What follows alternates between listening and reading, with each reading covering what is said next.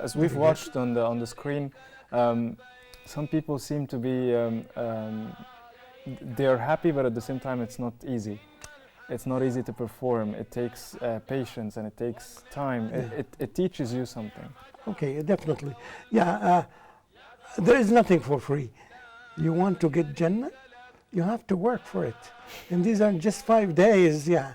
You work hard for them, yes, and you get the results. Right. No gain, no pain, or right. No pains, no pain, gain. No gain. You cannot gain something for free without having pain. So this is part of it to do it. And you enjoy this pain because you are doing it for Allah subhanahu wa ta'ala. It's not something that you do with somebody else who's going to give you a reward in right. this life. No. So therefore, we learn a lot of things without controlling ourselves. Not just the Hajj. No ibadah can be accepted. When you get into the prayer, to pray for example, you're not allowed to get into prayer unless you have discipline. You have to wait for the imam. You have to wait for the muazzin to make the adhan. You stand unless he makes the adhan. The imam does not perform unless this is done. So here's discipline. And when the imam says Allahu Akbar, you cannot say Allahu Akbar before the imam, even by 1 or 2 seconds. And also you have to direct yourself to the Qibla, right? So everything is very well disciplined.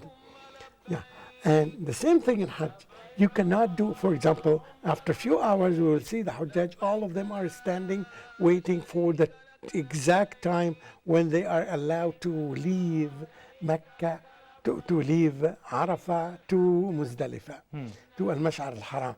So you can see the discipline here.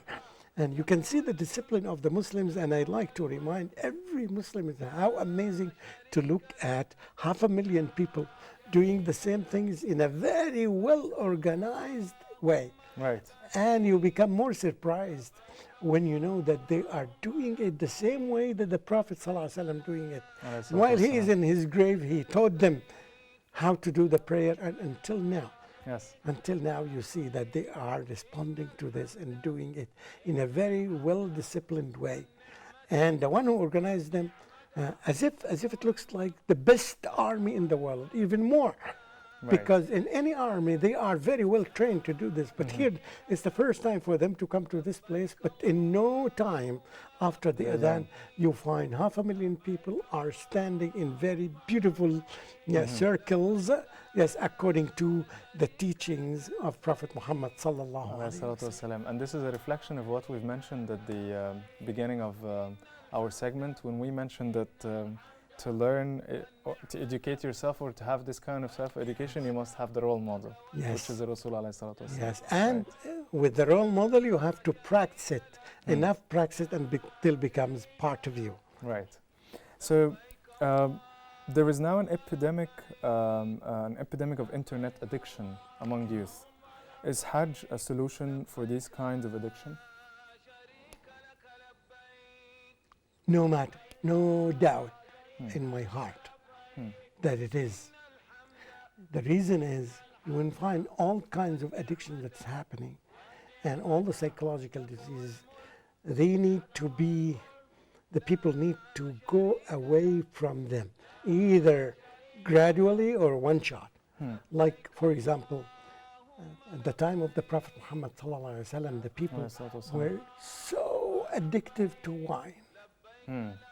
And that's why you find in the Quran there were 3 steps or 4 steps in the ayat that Allah subhanahu wa ta'ala sent down, because this is an addiction that requires gradual change. So that's why came the ayat, the 4 ayat came, and each one of them after some time. So the people, some people like Umar ibn Khattab radiallahu anhu expected that wine will be haram.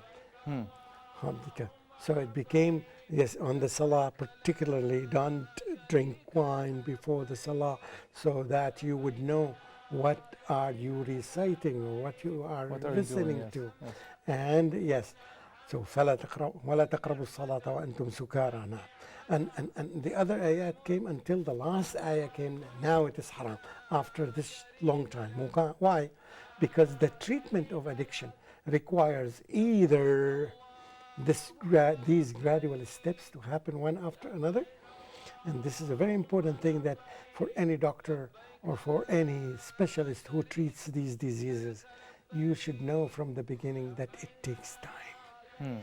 And that's why let's say that if you're taking a lot of sugar, even if you are have addiction to sugar, Right. you used to get a lot of sugar in your tea or in your coffee.